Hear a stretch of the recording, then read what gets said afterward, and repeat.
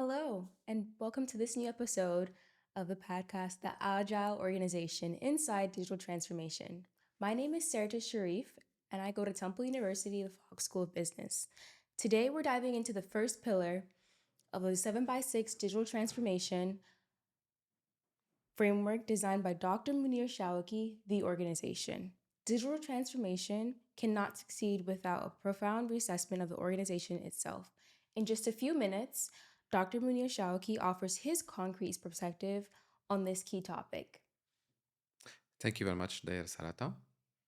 So, Dr. Chaouki, in this regard, what type of organization is better positioned to succeed in digital transformation? Okay, thank you very much, and welcome to everybody to this podcast. You're absolutely a very good question. Is there a typical organization that is better positioned to have the ripple effect of digital transformation? In fact, as you know, the organizations, we have men and women operating in the organizations, and there is no real typical organization. However, there are some key success factors that we need to have so that we can prepare to absorb digital transformation and all the technologies induced by digital transformation.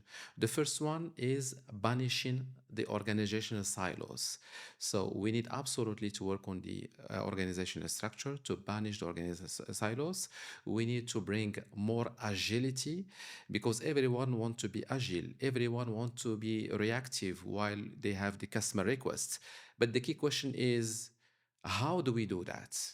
That's really the most important thing. So I think by working on the organizational agility, I think by banishing the organization silos, by stimulating the culture of collaboration and knowledge sharing within the organization, we prepare the organization in order to absorb digital transformation and offer the right environment to take the maximum advantage of digital transformation.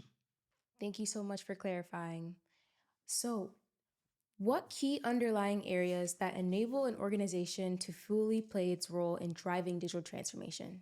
Okay, so there are three focus area that are, I think, by experience while consulting and advising many corporations in many countries. The first area I want to talk about, and it's really crucial, is to develop a culture of test and learn. You know the organizations, and it's difference between a big organization or a small and medium business. In the case of a big organizations or organization that do have enough resources, how can they develop a test and learn culture? So, you know, in an organization, we need to operate to sell products and services and have a delivery excellence in delivery. But that's operations. Now we need to have a dose of exploration. We need to explore. But how much time can we explore? How much resources can we give to the organization to help them explore? The big organizations, for example, they have, let's say, a marketing teams, business development teams. They have a teams dedicated to do sensing and seizing opportunities in the market.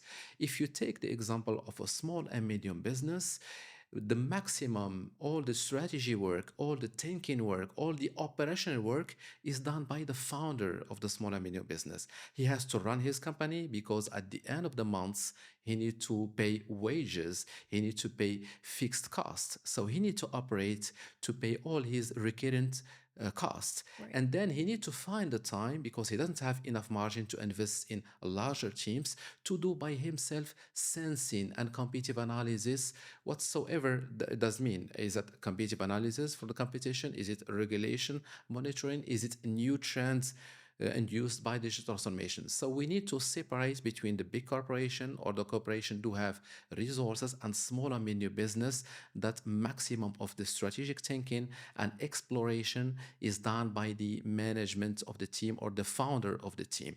That's the first area. If I take the example, I had by the past working in the big corporations in Europe and North America.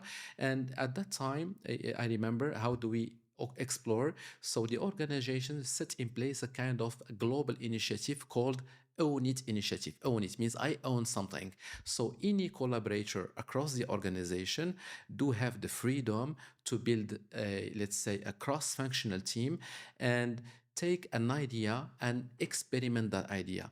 And the idea, then, if it's well assessed, gets the endorsement from the top management. And we provided that idea two different things. First, the executive, let's say, sponsorship. And second thing, more importantly, are the financial and human resource allocation so that we can take that idea into real products or a service for the organization. Was a really good example of how do we develop the culture of test and learn and explore. And last thing, to make it really work, okay, you can give the budget, okay, you can give the resources, you need to give time. Means if the resources are allocated, you need to give them a free time. Several organizations, global organizations, they give, for example, 1 day per week to their collaborators who hold a real business idea to work on that idea on 1 day. During that day, they don't get disturbed by any customer request or by any internal request. So it's very important to be very clear about developing a test and learn require that we give the right resources, financial resources, human resources, and the time for the teams that hold that idea to really go and test and learn. This is how we foster the test and learn culture. The second area, let's say very interesting, is talking about embedding a culture of permanent learning. Yes. Imagine an organization where you provide the right environment and freedom to any collaborator to constantly learn.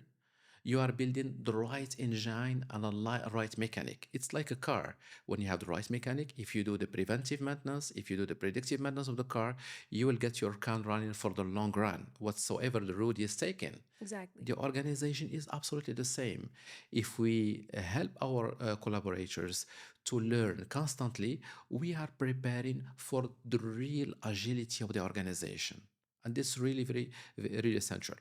Another area of focus I would like to talk about it is breaking the organizational silos. Depending when we scan the organizational structure of any company, we need to analyze deeply how the decision making is done. Do we work in a silos? Because if we work in a silos, it's very difficult actually to adopt digital by nature.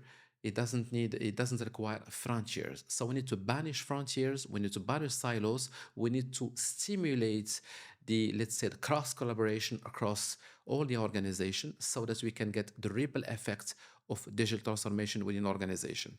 Another area, and the last one I want to talk about, is really trying always, let's say, if we don't have the resources, suppose, for example, for the big corporations, it's clear. They have the money, they have the budget, they are able to roll out, test and learn and permanent learning. They can allocate budget to train people continuously.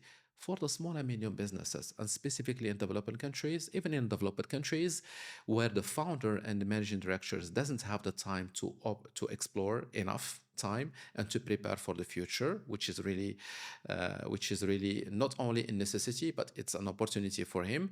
We recommend that the founders for small and medium business build ecosystem of partners either upstream or downstream and develop a kind of collective intelligence with all his partners, and his partners can help him develop access actually a non-tangible capital, which is the know-how their partners are accumulating in their markets. By evolving in ecosystems, it requires know-how first to select the right ecosystem partners to work with in your supply chain, and secondly, intelligently animates that ecosystem with shared vision, shared value, so that you can gather actually access that exploration that you can't do by yourself because you won't have time. You need to operate and pay wages at the last of the months. And I think it's really very important topic. I've seen it for many corporations. I had to advise building the right ecosystems will help the small and medium businesses accessing the knowledge they wouldn't develop by doing that organically internally because they don't have the financial resources or human resources that can be dedicated the same as for the global corporation. Thank you for that great perspective, Dr. Chaouki. So, to sum up, the organization is a key pillar of digital transformation journey. It requires a holistic approach to play a key role in succeeding. In the next episode, we'll talk about another equally crucial pillar, business transformation. Thank you very much for listening to us.